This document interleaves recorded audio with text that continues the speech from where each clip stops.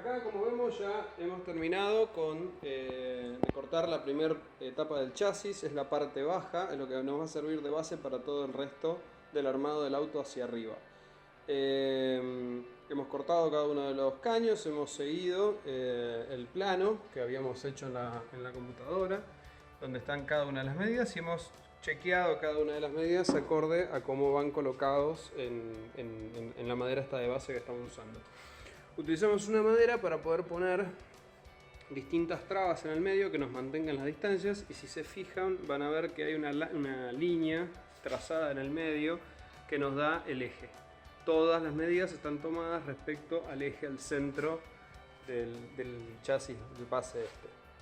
Entonces, bueno, ahora el próximo paso que nos queda por resolver va a ser empezar a soldar esta estructura.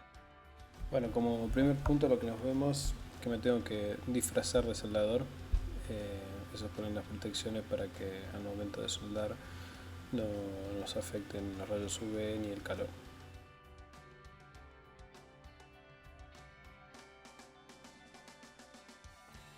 Esta es una de las tareas, digamos, más importantes, que es puntear todos los caños que hemos ordenado. Importante puntearlos por arriba, por abajo y preferiblemente en un lateral antes de realizar toda la costura completa de la soldadura. Esto es porque al soldar un cordón continuo largo, el exceso de temperatura puede hacer que se doble o se vaya hacia el lado donde hubo mayor cantidad de temperatura. Entonces, realizar un buen punteado en todos los lugares posibles es la mejor manera para evitar que luego por temperatura se nos pueda deformar el chasis que estamos armando. También nos sirve para probar un poco la potencia de la soldadura, para que no perfore el tipo de caño que estamos utilizando, digamos el espesor de pared.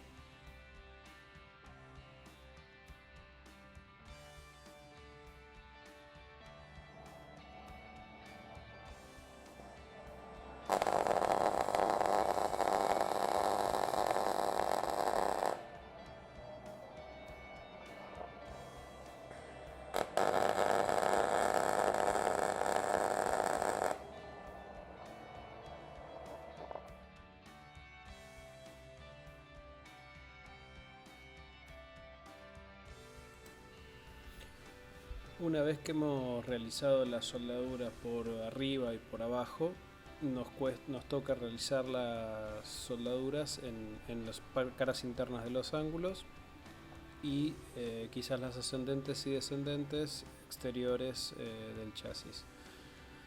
Para ello, lo mejor es ubicarlo de una manera que nos quede cómodo para soldar. De esa forma ven que yo lo apoyé de la pared, luego lo di vuelta para soldar del otro lado y después me ayudé con un taburete para dar una altura para poder terminar las soldaduras que eran verticales. Acá puede haber un poco de polémica respecto a si está bueno sacar el chasis de la estructura que lo mantiene recto, pero como yo ya había realizado punteado de ambos lados, las costuras de arriba y de abajo, ya el trabajo que podía realizar el chasis era relativamente poco. Entonces me tomé la libertad de ponerlo en una posición más cómoda para soldar y de esa manera terminar todas las costuras de una manera más cómoda y más prolija. Por si alguno se está preguntando, estoy usando una soldadora MIG marca Gamma 170R con mezcla de argón y dióxido de carbono.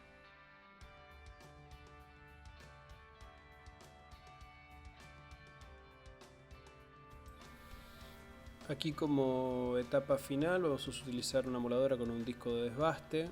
La idea es prolijar las soldaduras tanto de arriba y de abajo, sobre todo en los travesaños centrales, porque va a ser donde vamos a colocar las piezas H en el plano de Round Champion, que van a ser los elevadores, donde vamos a soldar luego, una vez que tengamos la pieza de soporte frontal, vamos a soldar toda la segunda capa de la estructura, digamos el chasis superior, y esa soldadura hay que hacerla a tope. Entonces necesitamos que las soldaduras queden bien prolijas para que el caño pueda quedar correctamente colocado.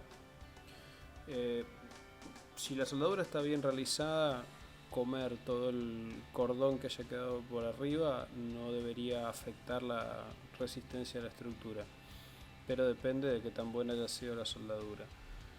Una prueba que se puede hacer es realizar el amolado, luego colocar una pieza de tubo de 25 x 25 abajo y pisar en ambos laterales.